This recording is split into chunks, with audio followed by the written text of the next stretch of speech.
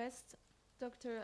Habeeb Rahman, representing Unity Care and Health Services from India, to come on stage. Thank you.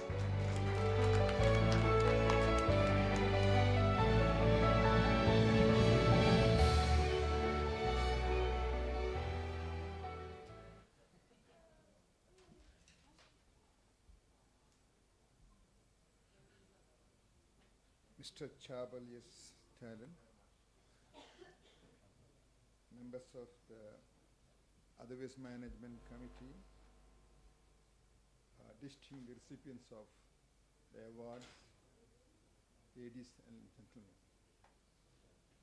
It's a great privilege and honor for me to be here as a part of you to receive this prestigious award. In fact, I was given this award a few years ago, but due to some other prior commitment, I could not receive it. I must thank you again for giving this opportunity. To talk about myself, I would like to share a few thoughts of mine along with my company. We are living in the globalized world. Communication is easy and instant. Diseases are easily curable. The whole earth looks like one home and humanity as one family. According to my favorite author and also a father of modern management, Peter F. Drucker, the three growth sectors of the century are education, healthcare, and religion. The last century ended in industrial revolution.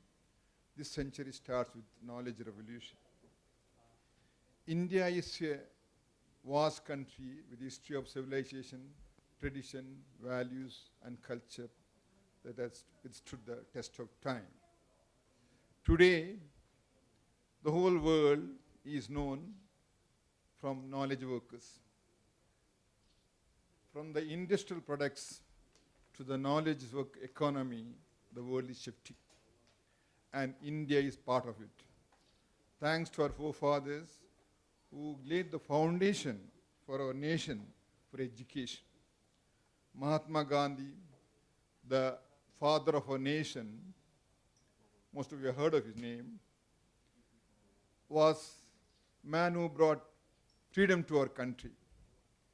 And he brought the freedom from British colony, not out of tanks, not out of bombs, but out of a new weapon called non-violence.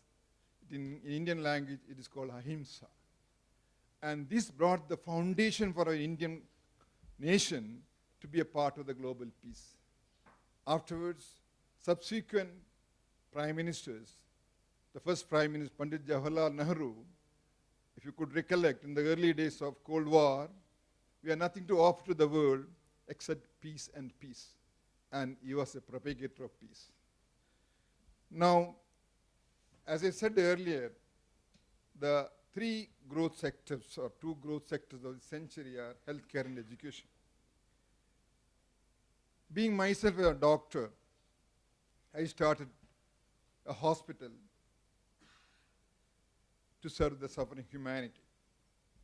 It was in the year 1978 we started these hospitals with the concept of totally new and creative approach by integrating the preventive and promotive sides of health along with advanced diagnosis and therapy, a first private attempt in this region. And we have subsequently last 30 years as developed into various departments like cardiology, cardiac surgery, neurology, critical care medicine, rheumatology, gastroenterology, trauma care, pediatrics, oncology, orthopedics, rheumatology, internal medicine, etc.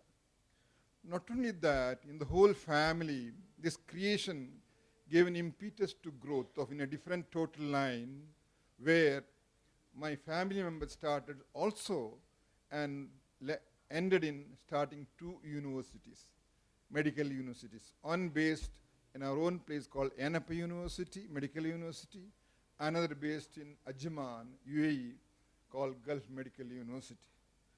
Totally, there are more than 2,000 to 3,000 doctors produced every year, and about more than 5,000 beds together put together in all our group.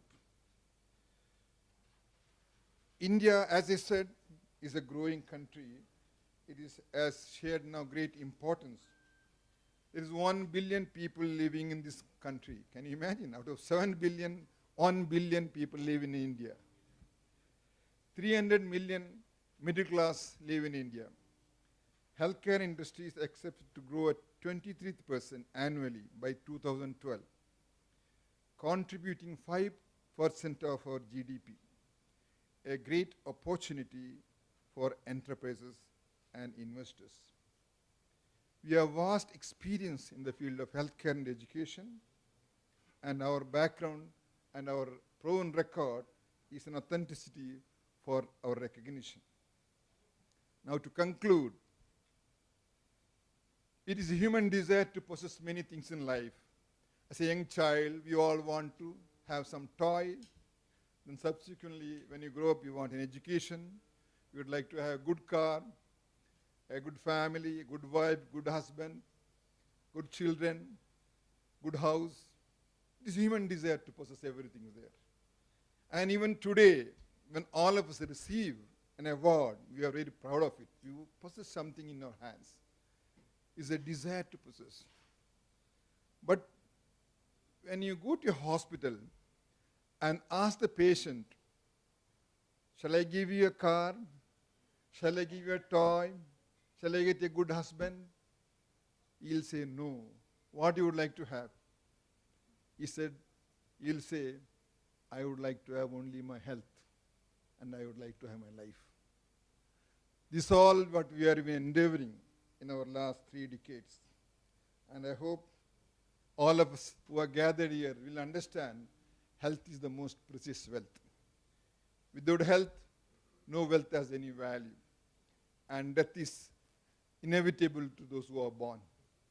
As long as one lives well with health. And this is our mission. This is our goal. And we hope, thank you once again, Ms. Charles, for your kind acceptance of our organization. As my predecessor Indians have spoken, very charming personality. And also, he looks like a film star of India. Oh, he did not choose that profession, but he looks like a star, giving all of us our chance to shine whatever you have done in your own field in different parts of the world. As Geneva is known a country for international organization, UNO and etc. He has made a private organization of international people of achievers here. Compliments to you, Mr. Charles. Yeah. This is something new. As my predecessor has said earlier, I invite you to India and to have this continuous program so that the world widely know what you are doing to recognize the achievers around the world.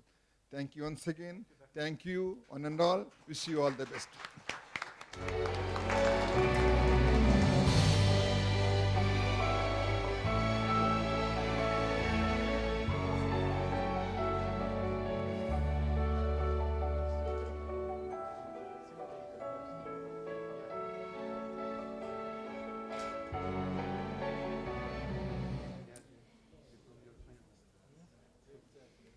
We kindly request Mr. D.P. Aman, representing Venter Manufacturing Pty Ltd from South Africa, to come on stage.